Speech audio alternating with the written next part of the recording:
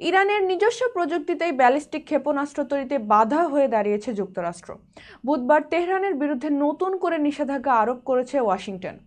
মার্কিন ট্রেজারি বিভাগ এ তথ্য জানিয়েছে। ট্রেজারি বিভাগ জানিয়েছে, ব্যালিস্টিক ক্ষেপণাস্ত্র তৈরিতে ইরান সরকারকে অভ্যন্তরীণভাবে সহযোগিতা এবং গুরুত্বপূর্ণ উপকরণ সরবরাহের কারণে দেশটির 6 ব্যক্তি এবং 12 প্রতিষ্ঠানের উপর নিষেধাজ্ঞা আরোপ করা হয়েছে। ট্রেজারি বিভাগের অভিযোগ, ইরান ও চীনে অবস্থানরত যেসব ব্যক্তি ও প্রতিষ্ঠানকে নিষেধাজ্ঞার আওতায় আনা হয়েছে তারা ইসলামিক রেভলিউশনারি গার্ড কর্পসের উপসংগঠনকে সহায়তা করছে। আন্তঃমহাদেশীয় ব্যালিস্টিক ক্ষেপণাস্ত্র তৈরির জন্য প্রয়োজনীয় কার্বন ফাইবার উপকরণ উন্নয়ন প্রচেষ্টার তত্ত্বাবধান করে তারা। ফেব্রুয়ারি থেকে ইরানের উপর চাপ প্রয়োগ করে আসছে মার্কিন প্রেসিডেন্ট ডোনাল্ড ট্রাম্প। এবার তিনি এই নিষেধাজ্ঞা আরোপ করলেন। অন্যদিকে তেহরানের সঙ্গে পারমাণবিক কর্মসূচি নিয়েও আলোচনা চলছে। যুক্তরাষ্ট্রের সঙ্গে পারমাণবিক কর্মসূচি নিয়ে সাম্প্রতিক আলোচনা ফলপ্রসূ হয়েছে বলে জানায় ইরান।